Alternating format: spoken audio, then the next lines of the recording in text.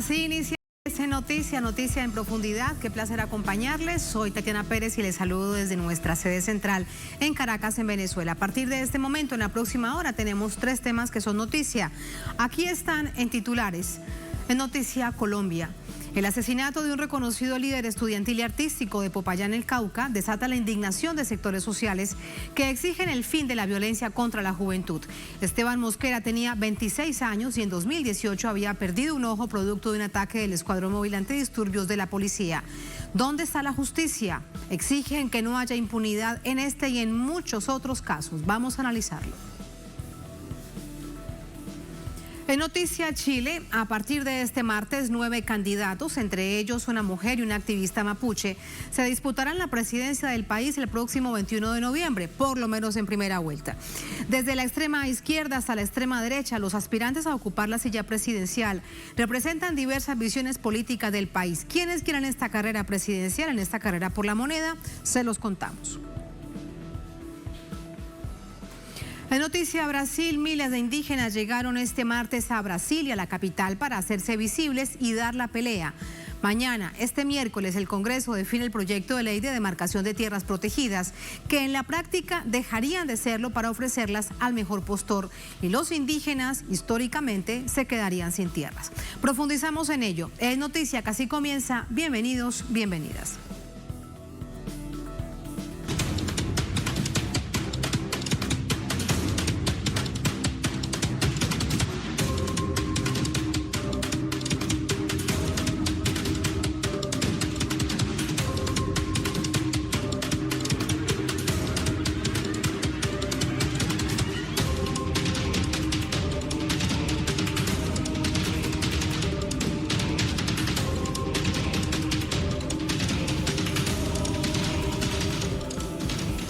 En Noticia Colombia, la violencia no da tregua. El asesinato de un líder estudiantil y social, la de un excombatiente y una nueva masacre, la 67 en lo que va de este año, son actos que dan cuenta de la profundización actual del conflicto social, en el marco del conflicto armado que vive este país.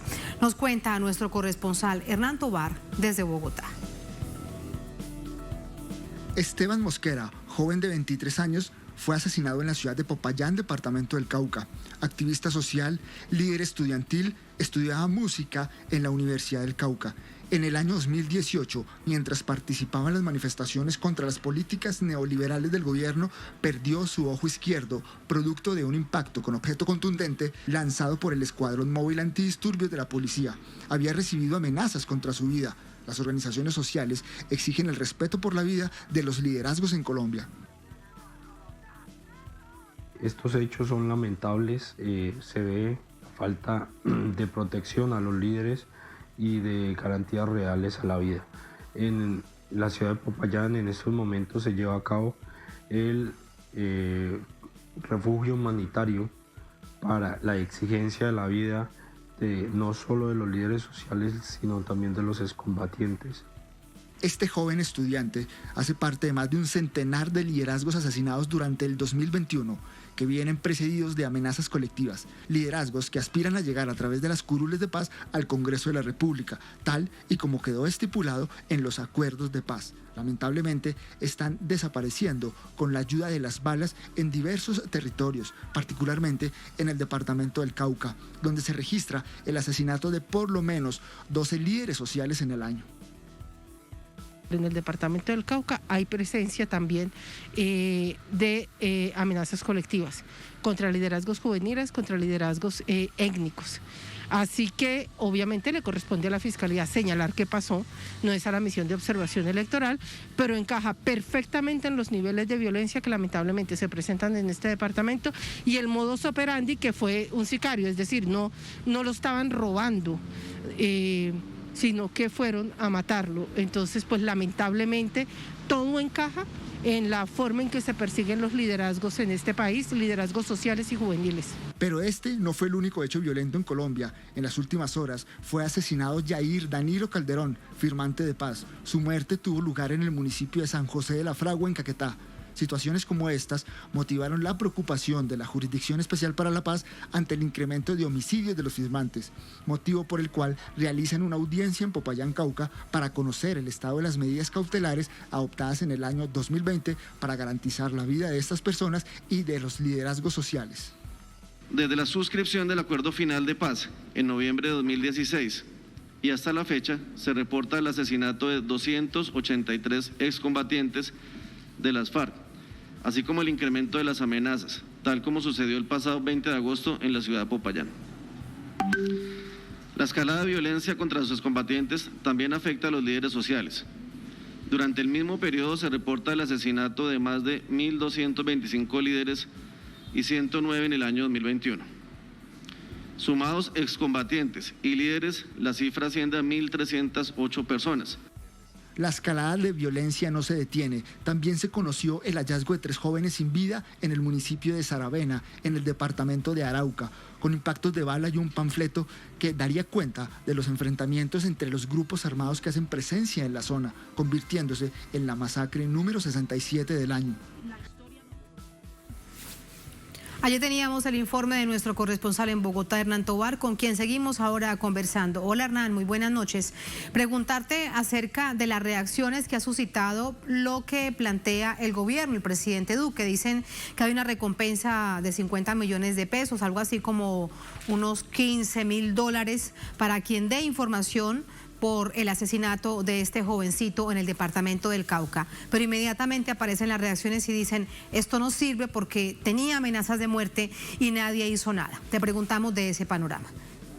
Así es, Tatiana, televidentes, muy buenas noches. Como usted lo menciona, pues había recibido amenazas que dio a conocer a las autoridades, pero como en otros casos, este no es la excepción, pues las autoridades no respondieron ante esas amenazas.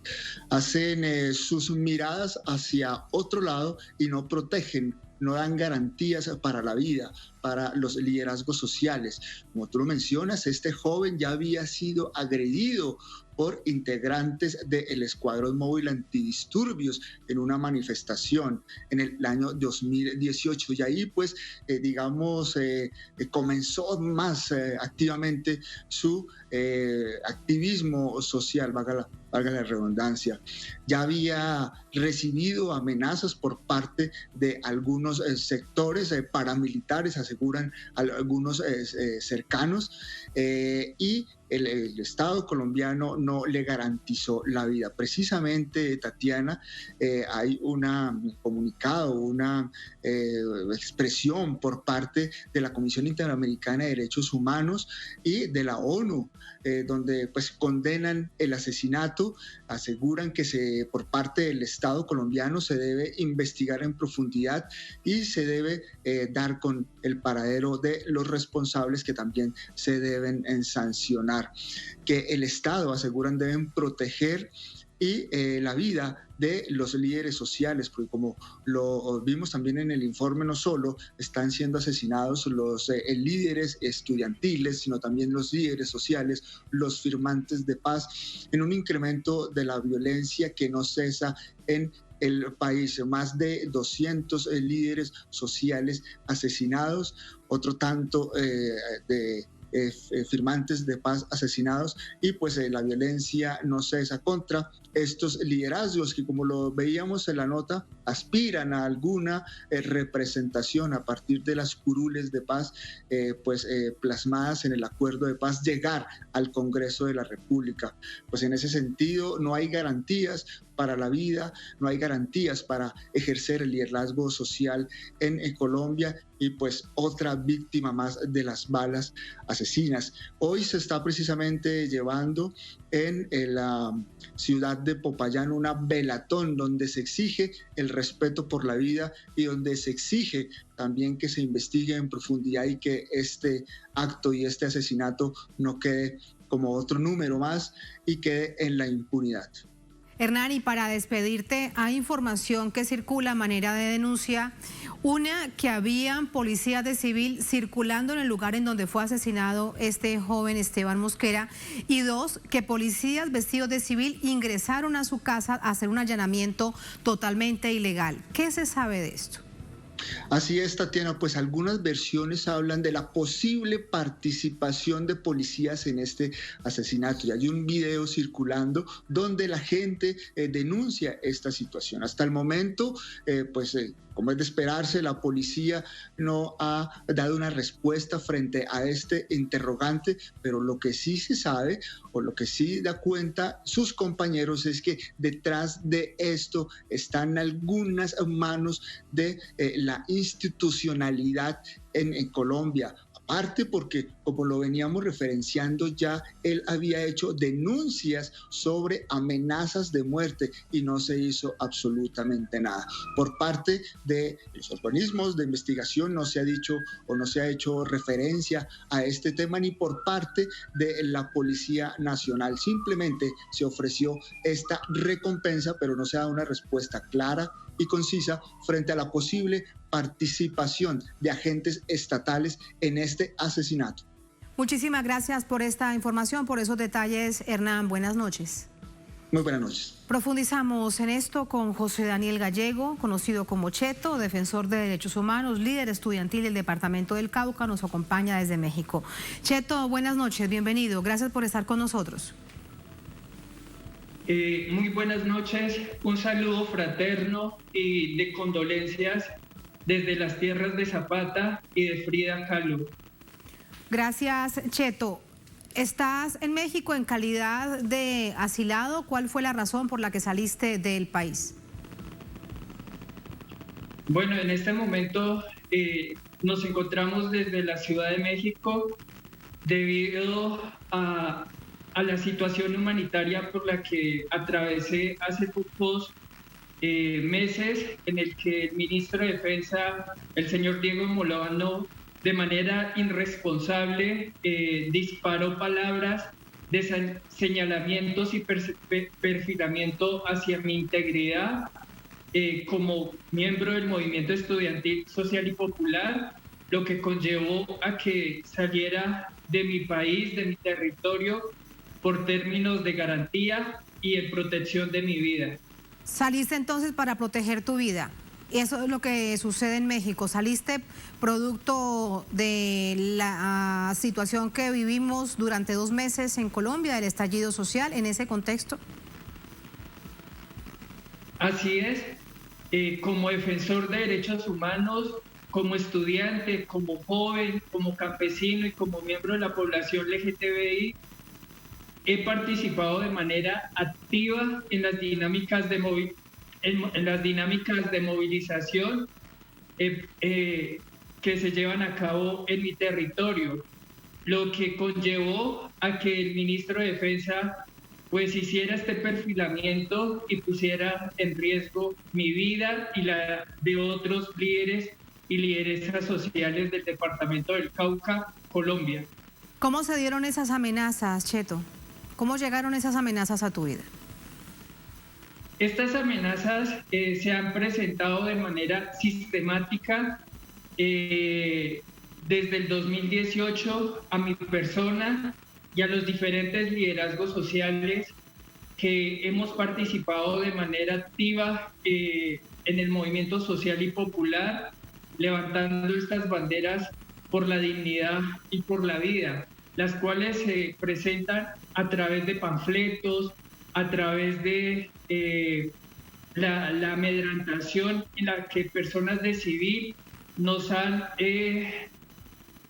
parado en diferentes puntos de la ciudad, indicándonos sus armas, pretendiendo callar nuestras voces, pero desde el movimiento estudiantil no nos amilanamos y hacemos frente a estas situaciones. Hemos denunciado infinidad de veces de manera pública y estas han continuado. Como sucedió precisamente con Esteban Mosquera, se referencia, hay información suficiente donde dice él que te recibía amenazas, que había persecución en su contra, que había espionaje, hasta que al final le han cegado su vida. ¿Es una situación similar la que se está registrando con el liderazgo social estudiantil en el departamento del Cauca, Cheto? Así es. Desde el 2018 el 13 de diciembre, nuestro compañero, amigo y estudiante Esteban Mosquera, en el momento en el que por la brutalidad policial encabeza en ese entonces el del teniente coronel John Falla, perdió uno de sus ojos y a partir de ese momento él decide entablar acciones jurídicas en contra de este Estado represor, y lo que conllevó a que en diferentes oportunidades recibiera amenazas de dudosa procedencia, en la que él lo manifestó en diferentes oportunidades de manera pública y a sus amigos y a su círculo cercano. Estas amenazas no se les prestó atención y por el contrario se incrementaron a diferentes liderazgos sociales. ¿Qué pasó con este teniente coronel que le cegó uno de los ojos en 2018 a Esteban? ¿Hubo alguna acción judicial o eso sigue en la impunidad? Bueno, en mi territorio, tristemente debemos decir que reina la impunidad. Nuestro amigo Esteban le quitaron uno de sus ojos el día de ayer en el barrio La Pampa, le arrebataron su vida y nos arrebataron un líder social en el que se suma la vida de Sebastián, de Alison, de Lucas y de muchos jóvenes en el que aún no tenemos respuesta de este Estado represor. Sigue operando en la recompensa en el que donan, en el que ofrecen 50 millones de pesos. 50 millones de pesos por los que este Estado y este gobierno también ofreció por nuestras vidas y que nos puso en riesgo.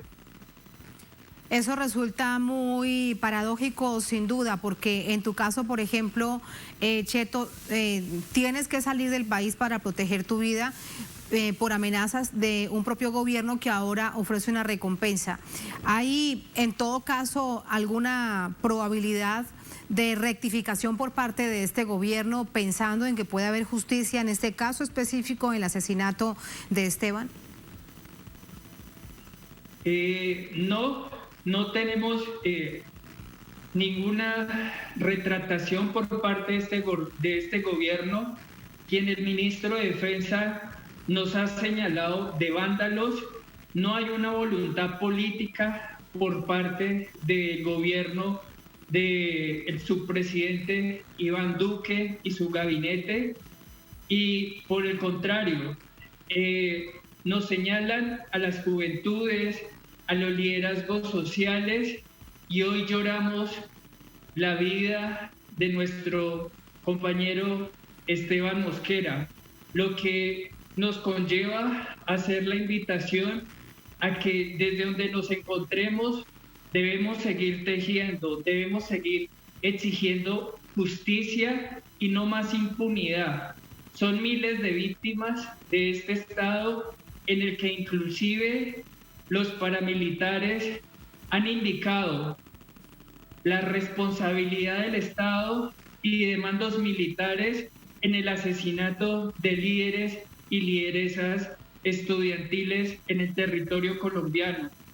Sí, Cheto, ¿quiere decir esto entonces, interpretando tus palabras, que los paramilitares están en las zonas urbanas, en los barrios, en Popayán, la capital del departamento del Cauca?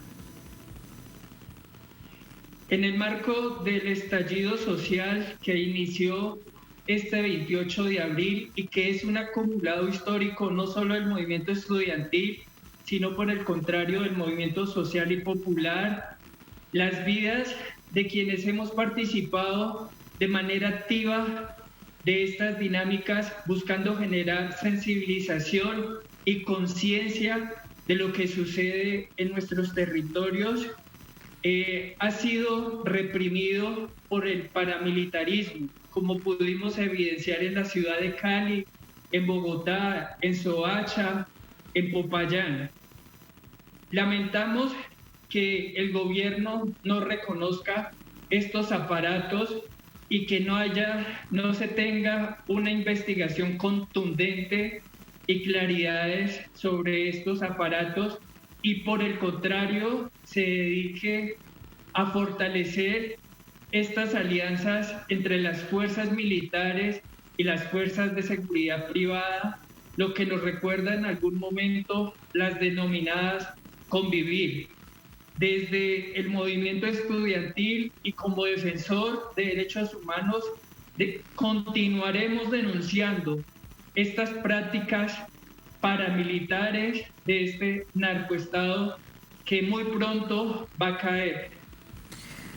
Esto teniendo en cuenta las elecciones del año 2022, veremos cuál será la decisión del pueblo, que sea la más sabia.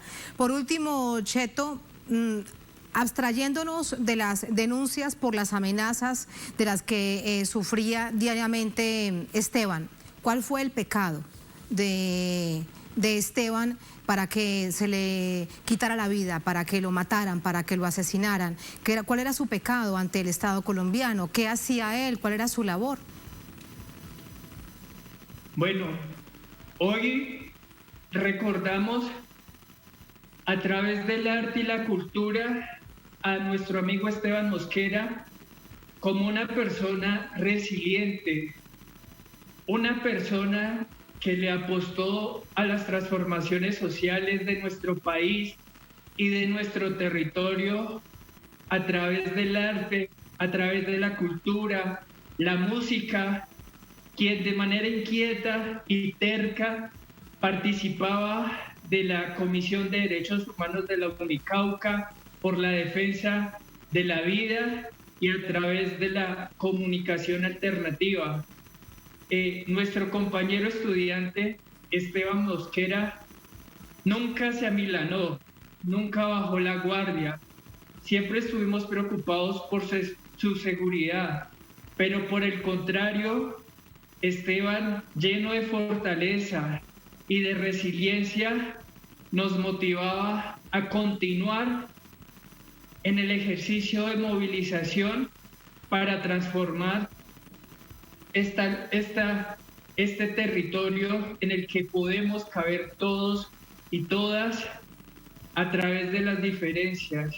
Quizás su pecado fue ser líder social. Pecado de cientos de líderes sociales que han sido asesinados en Colombia y otros tantos amenazados que con su valentía siguen ejerciendo este activismo en las distintas zonas colombianas. Chito, muchísimas gracias por este testimonio. Cuídese, y es parte de la valentía de estos jóvenes que además le cuentan al mundo lo que sucede en Colombia. Muchísimas gracias. Buenas noches. Muchas gracias a ustedes por abrir estos micrófonos para que sean escuchadas estas denuncias desde Popayán, desde el Cauca, desde Latinoamérica. Seguiremos tejiendo por la vida y en la construcción de una cultura de paz. Abrazos solidarios y de condolencias para el movimiento estudiantil colombiano. Abrazos, Cheto, muchas gracias, buenas noches. Así nos vamos a la primera pausa en esta emisión de Es Noticia. Al volver en Noticia Chile, 9 candidatos, entre ellos una mujer, una activista mapuche, se disputarán la presidencia del país el próximo 21 de noviembre. Desde la extrema izquierda hasta la extrema derecha, los aspirantes a ocupar la silla presidencial representan diversas visiones políticas de la nación. ¿Quién es quién en esta carrera presidencial? Vamos a contárselos, a profundizar en ello al volver en Es Noticia.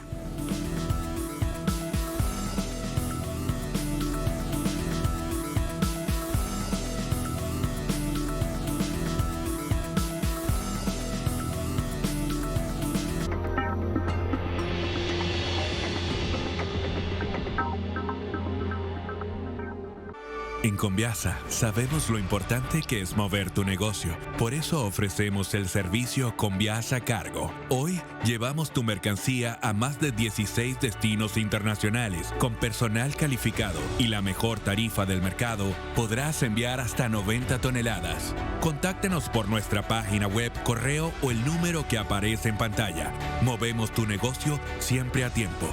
Conviasa, nos hacemos cargo.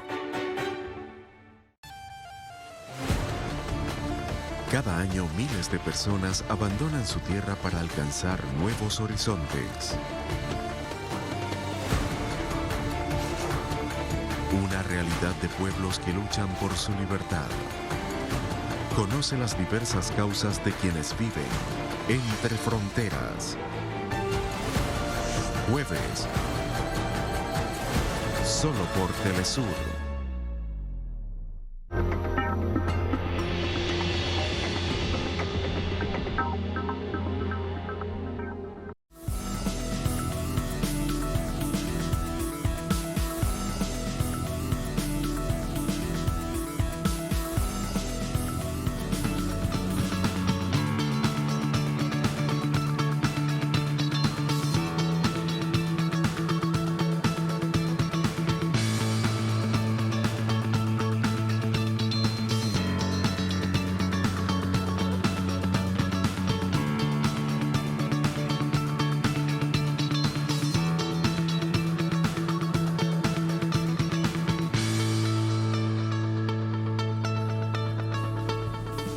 En Noticia Chile, el país tiene a sus candidatos y candidata definidos y comienza así la carrera presidencial. Jasna Proboste, Gabriel Boric y Sebastián Sichel serán las cartas de 3 grandes bloques principales. Vamos a ver quiénes son ellos. Hasta la víspera, las fuerzas políticas tuvieron la oportunidad de registrar a sus candidatos presidenciales, parlamentarios y consejeros regionales ante el servicio electoral de cara a las elecciones del próximo 21 de noviembre. Para la contienda presidencial hay 9 rostros. La única mujer postulante es Jasna Proboste, que deja la presidencia del Senado para entrar en la campaña como representante de la coalición Nuevo Pacto Social, conformada por la Democracia Cristiana, Partido Socialista, Partido Liberal, Partido por la Democracia, Nuevo Trato, Partido Radical y Ciudadanos. El diputado Gabriel Boric Font, la figura más joven y emergente, es el candidato de la Alianza Progresista Apruebo Dignidad, el pacto de izquierdas entre el Frente Amplio y el Partido Comunista. Para la coalición de derecha, Chile Vamos, el abanderado es el abogado Sebastián Sichel Ramírez, de 43 años, que se define como un candidato de centro, reconocido en el panorama político por haber sido ministro de Desarrollo Social del gobierno de Sebastián Piñera y hasta diciembre de 2020, presidente del Banco Estado. Desde fuera de los partidos hay 2 independientes, Gino Lorenzini, fundador de Felices y Forrados, y Diego Ancalao, un activista mapuche, carta de la lista del pueblo. También se confirmó la inscripción presidencial de Franco Parisi, del Partido de la Gente, y de Eduardo Artés, por segunda ocasión. Se sumó Marco Enríquez Ominami por el Partido Progresista en un cuarto intento de alcanzar la silla presidencial y José Antonio Kast por el Partido Republicano. Estas figuras se medirán en unos comicios marcados por la crisis social que atraviesa el país y la inédita convención constituyente que desde julio trabaja en la redacción de una nueva Carta Magna que reemplace a la heredada de la dictadura pinochetista. Así entramos con el análisis. Nos acompaña para ello Marcelo Mella, cientista político, analista electoral en sistemas democráticos, académico en la Facultad de Humanidades de la USACH. Nos acompaña de Santiago de Chile. Profesor Mella, muy buenas noches, bienvenido. ¿Cómo está? Buenas noches, Tatiana, un gusto. Igualmente, profesor. Una mujer, 2 independientes, 3 conocidos en la política de tiempo atrás, una activista mapuche, son parte de los 9 aspirantes a la silla presidencial. Por lo menos en primera vuelta veremos lo que suceda ese día, el 21 de noviembre. ¿Usted cómo caracteriza este escenario político? Desde el día lunes a las 12 de la noche, el servicio electoral terminó de recibir las inscripciones tanto de parlamentarios como candidatos presidenciales. Lo que hoy día sabemos es la configuración que va a tener en términos hípicos el partidor de la carrera presidencial para las próximas elecciones del mes de noviembre en Chile. Sabemos que son 4 candidatos, pero sabemos que no todos pesan lo mismo políticamente. Hay 3 candidaturas que están en la primera línea y que parecen ser las más competitivas. Por la derecha, Sebastián Sichel, por la democracia cristiana, la antigua concertación, Unidad Constituyente, se llama ahora, Jasna Proboste, y finalmente Gabriel Boric por la coalición entre Frente Amplio y Partido Comunista. Hay otros 2 candidatos que podrían generar un cierto daño o limitar el crecimiento de la centro derecha y de la izquierda.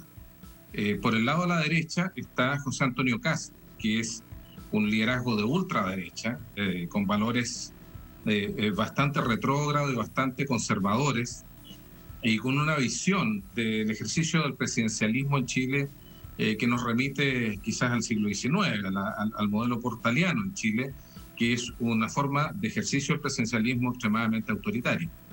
Y por el lado de la izquierda es un signo de interrogación el resultado electoral que puede tener la candidatura de Diego Ancalao. Diego Ancalao es un activista mapuche, un ex dirigente estudiantil, pero también militó en partidos de la Concertación, fue militante de la democracia cristiana. En tiempos donde era un poco más joven, él integró las filas de la democracia cristiana. Entonces no sabemos, pero estas 2 candidaturas, tanto José Antonio Kast como Diego Ancalao, podrían eventualmente tener alguna incidencia en la expansión de las 2 candidaturas, tanto de Sebastián Sichel por el lado de la derecha como de Gabriel Boric. Y en el caso de Jasna Proboste, el resultado de la consulta ciudadana del sector para elegir candidatura presidencial tuvo escasísima participación, Tatiana, y eso es un dato que a la centroizquierda chilena le preocupa muchísimo porque alcanzó la candidata ganadora un nivel de votación que es casi idéntico al que obtuvo menos votación de las elecciones primarias de la derecha con Apruebo Dignidad. Entonces, realmente la centroizquierda en Chile está en una situación muy crítica y existen muchos que creen que efectivamente, más allá de los méritos personales de la candidata Proboste, no va a ser una candidata tan competitiva dada la situación de crisis de los partidos de la antigua Concertación. Sí, profesor Mella, pero fíjese que con respecto a ella en particular, que ya es expresidenta del Senado desde hace unas horas, prácticamente estaba cantado que sería candidata a la presidencia, solamente faltaba una oficialización. Exactamente, eso no fue sorpresivo. Lo que sí fue sorpresivo, Tatiana, fueron los niveles de participación. Hay que recordar que en las primarias legales, donde eligieron candidatos presidenciales, la coalición de derecha, Chile Vamos, y el bloque de izquierda, Apruebo Dignidad, la derecha obtuvo 1.300.000 votos, Apruebo Dignidad 1.750.000. Y en el caso de la primaria o de la consulta ciudadana, porque así se llama al no ser una primaria legal en Chile, una consulta ciudadana de la centroizquierda apenas llegó al umbral de los 150.000 votos. Estamos hablando de 1.700.000 en el caso de Apruebo Dignidad, Gabriel Boric, versus Unidad Constituyente, ahora 150.000 votos en el mejor de los casos. Lo que plantea claramente una asimetría que puede transformarse en el mes de noviembre en un mal resultado para la centroizquierda, más allá de que es la única candidata mujer, y eso tiene en general hoy día una buena valoración por parte de la ciudadanía. Claro, no lo dicen públicamente porque probablemente no es bueno para su propia imagen en este momento de tanto desgaste del presidente Sebastián Piñera, ya de salida además de un complejísimo segundo mandato marcado por un profundo estallido social que logra esta asamblea convencional. Pero ¿quién podría ser el candidato del que estaría detrás con su organización política o apoyando en algún momento el presidente Sebastián Piñera?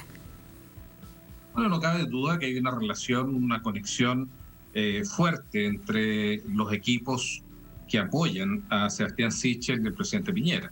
Eso está fuera de discusión, y desde el punto de vista ideológico, Tatiana, Sebastián Sichel, que es un hombre que ha recorrido distintas tiendas políticas, también es un candidato que originalmente perteneció a la democracia cristiana. Es muy interesante esto porque de las 9 candidaturas, 4 en algún momento fueron demócratas cristianos. Esto se parece un poco a la política argentina, donde algún día todos fueron peronistas. Claramente, desde el punto de vista ideológico, desde el punto de vista de la máquina de campaña, el círculo que acompaña a Sebastián Sichel es un círculo de personas que han trabajado estrechamente con Piñera. Por lo tanto, no hay ninguna duda que más allá de la identidad o de la imagen de independiente que él quiere proyectar, es la opción de continuidad de Piñera. Ahora tiene un gran problema, porque José Antonio Kast va a recoger la votación de muchos electores y electoras de la derecha chilena más radical que se han sentido decepcionados también por el gobierno de Piñera. Piñera no solamente ha perdido votación o respaldo social por el lado del centro político, Tatiana, también ha tenido una fuga gigantesca de votación por su derecha. Y esa votación muy probablemente no vote por Sichel, sino por José Antonio Kast. ¿Y usted cree que le podría ir mejor a José Antonio Kast en este proceso electoral que en el anterior? Recordemos que él ya había sido candidato presidencial. No, pero no creo. Los sondeos de opinión pública muestran que José Antonio Kast en un buen escenario podría acercarse al 10-12%, que es una muy buena votación. Estamos hablando de un candidato de la extrema derecha. Pero Sebastián Sichel tiene una buena entrada de votación, un buen piso de votación, pero tiene 2 grandes problemas. Uno, José Antonio Kast, y por otro lado, Jasna Proboste, que es una candidatura que podría crecer hacia el centro. No hay que olvidarse que la democracia cristiana es uno de los grandes partidos históricos de Chile, y que aunque se encuentra en un momento muy crítico, tiene al menos una máquina operativa a nivel territorial que cubre de Arica a Punta Arenas. Por lo tanto, la posibilidad de que Proboste limite la expansión de Sichel hacia el centro también existe. Y en ese sentido tiene un dilema estratégico el candidato a la centro-derecha que muy probablemente va a tener consecuencias. Creo que pasa la segunda vuelta, es lo más probable, si es que no hay alguna sorpresa, pero las posibilidades de ganar en la segunda vuelta yo las veo más complejas considerando lo que le acabo de comentar. Pero de cara en una probabilidad, todo eventual, hipotéticamente, porque esa es la decisión del pueblo, para esa fecha, ¿podría haber una alianza entre Sichel y Jasna Proboste? Creo que es muy complejo eso. Creo que es cierto que la democracia cristiana internacionalmente corresponde a un partido cada vez más cercano a la centro-derecha. Y que la experiencia chilena ha sido atípica en ese sentido. Desde 1990 la democracia cristiana forma un bloque político con el Partido Socialista y por lo tanto constituye una excepción a nivel internacional, donde forma parte de una coalición de centro-izquierda. Yo creo que si Jasna Proboste intenta una negociación con Sichel, muy probablemente va a tener un costo, no digo irreparable, porque en política los políticos tienen 7 vidas y más, pero creo que un daño de largo plazo para Jasna Proboste y para la propia democracia cristiana. Yo no veo esa posibilidad. Sí creo que la votación de Proboste podría no endosarse a Gabriel Boric. Y eso es un tema muy interesante porque vemos que hay un sector del Partido Socialista que no votó por Proboste en esta primaria del sector y que ya cruzó el Rubicón y ya está con la candidatura de Boric, votó hace un mes y medio atrás por Boric y muy probablemente no retornen a unidad constituyente, no retornen a la centroizquierda. Hay una fuerte crítica a la conducción del presidente del Partido Socialista en Chile porque dicen muchos socialistas que ha forzado una alianza para mantener el bloque de la centroizquierda que ya debiera haberse reconfigurado y permitir una constitución de un bloque de izquierda propiamente tal que apoye junto con el Partido Comunista y con el Frente Amplio la candidatura de Boric. Eso es un sector importante. Tal vez eso, profesor, sea eso que usted lo dice pensándolo ahora. Además, me sonrió de manera muy interesante por la complejidad de la política chilena y las 7 vidas o más de los políticos. Tal vez ese sea el problema de la izquierda en Chile. si revisamos los candidatos que se acercan a la izquierda, como por ejemplo el activista mapuche, pues es que esto no debería estar sucediendo. Sí, yo creo que la izquierda tiene un problema, Tatiana, en Chile, que es el alto nivel de fragmentación. Hay una izquierda antipartidos que está caracterizada por la lista del pueblo, hay una izquierda que está dentro del bloque Apruebo Dignidad, donde está el Partido Comunista, y yo diría sectores que entienden la política más bien al estilo gramsciano, de generar transformaciones, pero una lógica que probablemente supere el discurso clasista. Y por otra parte la centroizquierda, que durante 20 o más años ha estado conviviendo y adaptándose o sobreadaptándose a la economía, al sistema económico capitalista. Entonces, todas esas son variadas, y estoy simplificando. Créame que el mar es más complejo, el mar del sector de la izquierda en Chile. Sin embargo, por otra parte, lo que encuentro yo interesante es que después de mucho tiempo, todos los colores de la izquierda están presentes en esta elección presidencial, y lo que surja hacia adelante va a tener que significar una síntesis entre estas distintas izquierdas, y eso a mí me parece que es algo interesante, que le da riqueza además a la izquierda en Chile. Sin duda, por eso allí quiero detenerme, profesor, le pido su análisis con respecto a la candidatura de Gabriel Boric.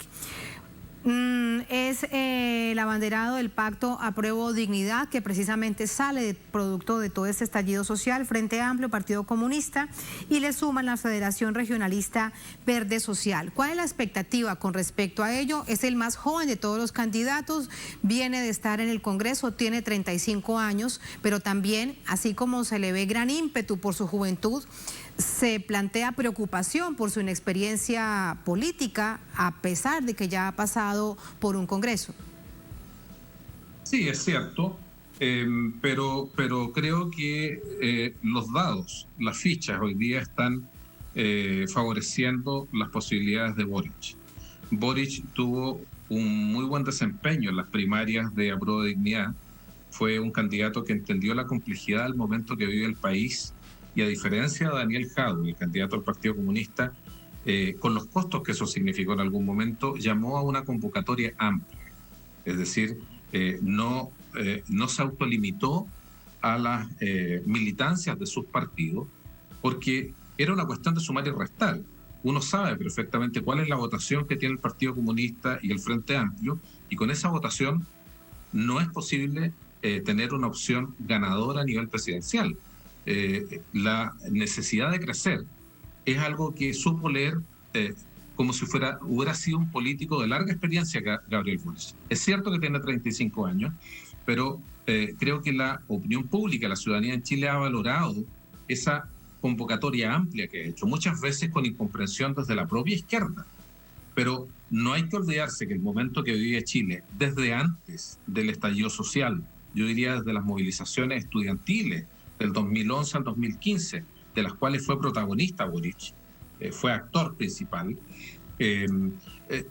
superar este momento de crisis que vive el país requiere mayorías nítidas en el Congreso. No es solo elegir presidente o presidenta, sino generar una coalición, una mega coalición que permita que el gobierno cumpla su programa. Si se elige un presidente que cae en la desgracia que también cayó Piñera y probablemente en ciertos momentos Bachelet, que perdió la mayoría en el Congreso, en la situación, en el contexto actual de doble crisis social por el estallido, pero además los efectos de la pandemia, la verdad es que el pronóstico podría no ser muy bueno para un futuro gobierno. Sin embargo, Boric creo que ha entendido muy bien la necesidad de crecer y creo que es el candidato que tiene la mejor chance de liderar desde el gobierno el próximo periodo político en Chile. Por último, profesor Marco Enrique Sominami, a última hora se conoce públicamente que se le autoriza por parte del CERVEL presentarse para una cuarta candidatura a la presidencia. Hoy por hoy, realmente a quién representa Marco Enrique Sominami. Estamos hablando que a nivel internacional ha hecho una labor a través, por ejemplo, del Grupo de Puebla, pero a nivel interno en Chile, ¿cuál es la probabilidad de crecimiento de Marco Enrique Sominami con respecto a los otros 8 candidatos?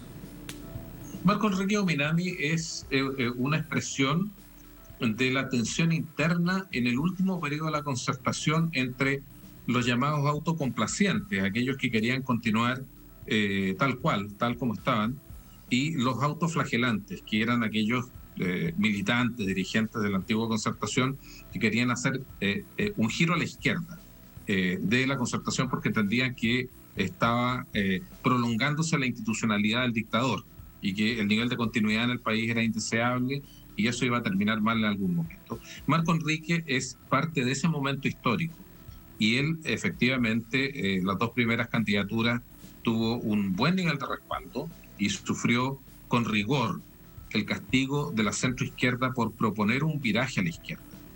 Sin embargo, hoy ese rol de liderazgos transformadores tiene otros rostros y lamentablemente, a pesar de que a nivel internacional Marco Enrique Ominami está ligado a distintos líderes progresistas de América Latina y del Cono Sur, sin embargo, a nivel interno se le entiende muchas veces como un liberal reformista, no como un hombre con una convicción profunda de izquierda, como sí ocurre dentro del bloque Apruebo Dignidad. Yo me temo que el resultado de la candidatura de Marco Enrique Ominami, si es que llega a noviembre, va a ser limitar el crecimiento de Yasna Proboste, algún daño le va a hacer, pero que no tiene ninguna chance de disputar la moneda en este proceso de elección presidencial.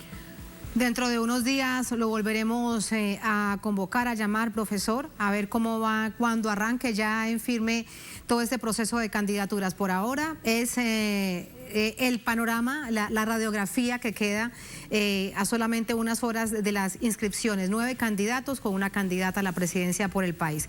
Muchísimas gracias, un placer como siempre, es un honor escucharle. Gracias. Muchas gracias, Tatiana, por la oportunidad. Buenas noches. Muy buenas noches. Así nos vamos a la segunda y última pausa en esta emisión de Es Noticia. Al volver en Noticia Brasil, miles de indígenas llegaron este martes a la capital Brasilia para hacerse visibles y dar la pelea. Mañana, el Congreso define el proyecto de ley de demarcación de tierras protegidas, que en la práctica dejarían de serlo para ofrecerlas al mejor postor. Se los contamos y profundizamos en ello al volver en Es Noticia.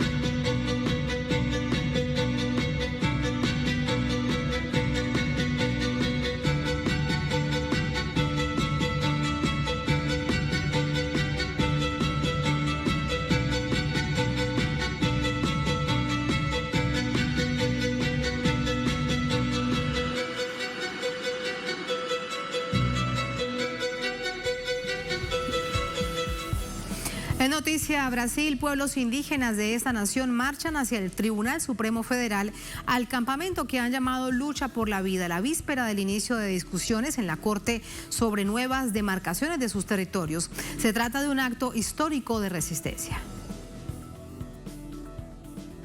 La Articulación de Pueblos Indígenas de Brasil, APIB, que agrupa cientos de organizaciones regionales, se congregó en un campamento este martes en la explanada de los ministerios, en la capital carioca, en un acto de resistencia y defensa de sus tierras ancestrales. Lucha por la Vida han denominado la protesta pacífica que llevan las organizaciones originarias en Brasilia.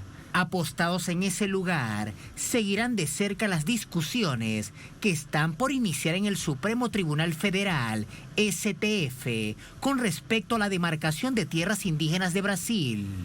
Se trata de hacer presencia en contra de lo que llaman la agenda antiindígena que lleva adelante el gobierno y que empezará por analizar la acción de recuperación interpuesta por la gobernación de Santa Catarina, recurso que intenta apropiarse del territorio Ibirama-Lacleno y expulsar de allí los pueblos Xolén, Guaraní y Caingán. Pero la preocupación legítima del movimiento indígena no es solo por este territorio, sino porque el Tribunal Supremo Federal considera, desde que se abrió este caso en 2019, que lo que se decida judicialmente con él tendrá carácter de repercusión general. Es decir, su dictamen será directriz para la gestión federal y todas las instancias de justicia con respecto a los procesos de demarcación de territorios indígenas. Tal medida nace de un recurso de interpretación condenado por expertos en leyes por considerarla inconstitucional, ya que desconoce anteriores expulsiones, desplazamientos forzados y desalojos que habían sido resarcidos desde la caída de la dictadura en 1988. Por todo esto, más de 4.000 indígenas se han reunido bajo techo frente al STF con actividades culturales tradicionales, charlas y conversatorios. Igualmente, el campamento ha recibido visitas de la Internacional Progresista, así como organizaciones de derechos humanos, sindicatos y partidos políticos sensibilizados con su causa. En el campamento Lucha por la Vida se han agrupado hasta ahora 117 pueblos indígenas y seguirá instalado frente al Poder Judicial hasta el próximo sábado 28 de agosto, fecha en que terminará el juicio por el territorio Ibirama-Lacleno en disputa. Vamos hasta Río de Janeiro para conocer más información allí en Brasil con André Vieira. André, muy buenas noches. ¿Cómo finaliza este día en esta forma en cómo se ha mostrado el músculo indígena absolutamente visibilizado en Brasil, en la capital? Muy interesante además, ni siquiera los que pasaban o que trataban de pasar por inadvertido, nos referimos a algunos medios de comunicación internacionales, pues tuvieron nada más que voltear los ojos hacia esta masividad indígena. Sí, Tatiana, muy buenas noches para ti y también para la audiencia aquí de Es Noticia. Tatiana, esta es la principal movilización indígena desde la promulgación de la Constitución del año 1988. Comencemos actualizando estos datos. Según la articulación de los pueblos indígenas, ahí se reúnen más de 6.000 indígenas de 173 pueblos indígenas. Estos son datos actualizados ahora por la articulación de los pueblos indígenas de Brasil, la principal articulación de los pueblos desde la redemocratización de Brasil. Esto porque, Tatiana, como muy bien ustedes ya nos adelantaba el día de mañana, es considerado como esta pauta que será analizada el día de mañana en la Suprema Corte, considerada la principal pauta del siglo para los indígenas. Esto porque repercutirá en todos los procesos de demarcación de tierras. Explicando un poco a nuestra teleaudiencia esta interpretación de la Constitución que será analizada el día de mañana, que se llama aquí de marco temporal, afirma que los indígenas, para reivindicar el derecho a sus tierras, deberían estar en ellas hasta el 5 de octubre del año 1988, que fue la fecha de la promulgación de la Constitución Federal. O sea que los indígenas que llegaron después o que todavía no retornaron a sus tierras no pueden reivindicarlas, ya que no estaban hasta la promulgación de la Constitución. Esto desconoce, ignora todos los conflictos de tierras aquí en Brasil. Incluso, Tatiana, muchos indígenas aún luchan para retornar a sus tierras. O sea que es una tesis considerada antidemocrática, inconstitucional, que es un nuevo atentado contra los derechos de los pueblos indígenas. Estos pueblos que desde la llegada de Jair Bolsonaro son amenazados amenazados en diferentes frentes, son amenazados por actitudes del Congreso que también está analizando proyectos anti-indígenas, también son amenazados por el Ejecutivo con relación a la pandemia. También recordemos que los indígenas fueron prácticamente abandonados aquí en Brasil en un primer momento y luego el Estado fue obligado a prestar asistencia a los indígenas aquí en Brasil. Y ahora también, Tatiana, los ojos están apuntados el día de mañana para la Suprema Corte, pues se decidirá este marco temporal, esta tesis del agronegocio. Una vez más, los indígenas aquí muestran su fuerza, su movilización, también están muy conectados con otros sectores aquí de Brasil, sectores que manifestaron apoyo a los indígenas, y el día de mañana se espera la continuidad de este campamento que se reúne en Brasilia. Y para terminar, Tatiana, también recordemos que al inicio de este mes de julio los indígenas también denunciaron el presidente Jair Bolsonaro ante la Corte Internacional, el Tribunal Penal Internacional, por genocidio y ecocidio. Eso porque además de la violencia contra los pueblos indígenas, estos pueblos también denuncian que Jair Bolsonaro está atacando directamente al medio ambiente, y esas denuncias vienen en un momento que Brasil vive otra vez, Tatiana, los incendios forestales aquí en diferentes biomas y poca acción por parte del gobierno del presidente Jair Bolsonaro. Sufre los pueblos indígenas, sufre el medio ambiente, sufre la sociedad, pero Tatiana, hay mucha resistencia por aquí. Muchísimas gracias, André. Todos estos detalles, parte del contexto, lo conversamos de inmediato con el invitado. Gracias, muy buenas noches. Buenas noches. Para ello nos acompaña Clever Busato, él es miembro del Consejo Indigenista Misionero SIMI, nos acompaña desde Brasilia. Clever, muy buenas noches, bienvenido. Buenas noches a todos los que acompañan. Muchas gracias. Clever, ¿qué es lo que se está jugando mañana ante la principal corte del país? Es un proceso de muchísima importancia para los pueblos indígenas y digo también a todos los brasileñas, ciudadanos de este país. Y para también el Estado brasileño. Es un proceso que va a repercutir sobre la vida de todos los pueblos, más de 300 pueblos indígenas que viven en el territorio brasileño. Es un proceso que trata de la demarcación de una tierra del pueblo Xoclen en el estado de Santa Catarina, en el sur del país, en que se discute la posse y también la interpretación que el Supremo Tribunal Federal dará a un concepto esencial para los pueblos indígenas, que es el concepto de las tierras tradicionalmente ocupadas, que está consignado en el artículo 231 de la Constitución brasileña.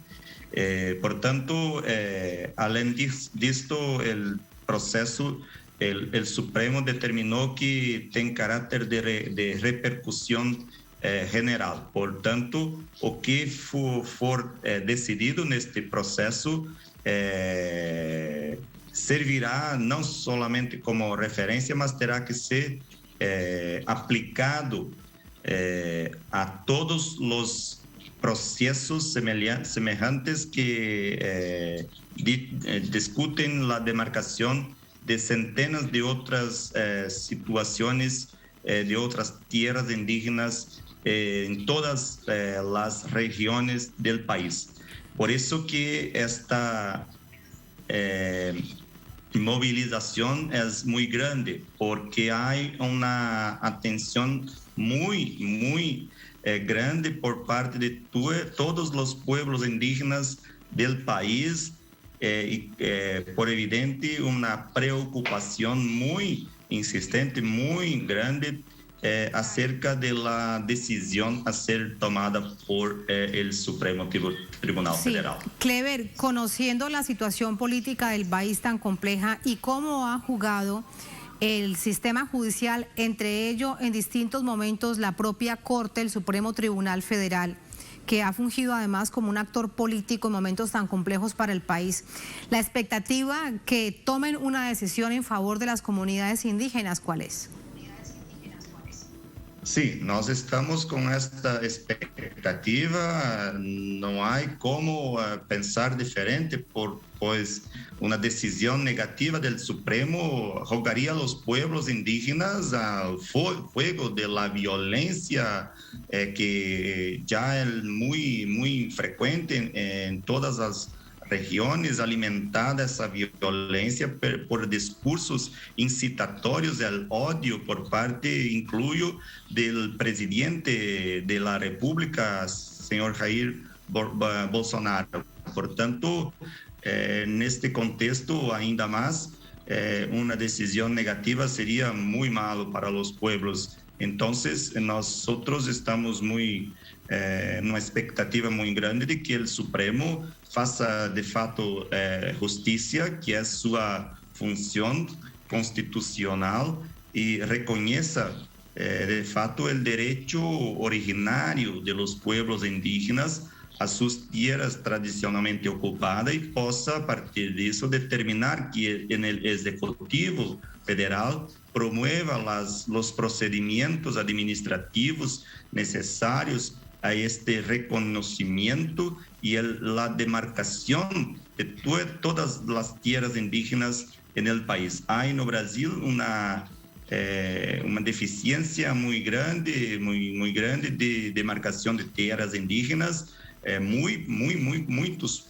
pueblos viviendo em situações socioculturais extremamente adversas, incluyo em acampamentos, em beiras de vielas, de estradas, entre as cercas de las fazendas e las carreteras. Portanto, é um momento decisivo e esperamos que a Corte Suprema do Poder Judiciário de nuestro país, justicia, reconheça o direito de los pueblos a suas terras e determine que en el Ejecutivo promova los procesos de demarcación y protección de las tierras indígenas a vista a ocurrencia de muitas situações de invasão territorial, de novas fases de esbulho territorial por parte de los terratenientes en todas las regiones de nuestro país. Es una deuda histórica. Nosotros estaremos muy atentos mañana a la decisión que tome el Tribunal Federal. Muchísimas gracias, Clever, por ese análisis. Buenas noches. Buenas noches, muchas gracias por la atención y ficamos siempre a disposición. Buenas noches. Buenas noches, muchísimas gracias. Gracias a ustedes por habernos acompañado. Ponemos punto final a esta emisión de Es Noticias. Será hasta mañana. Sigan con nosotros.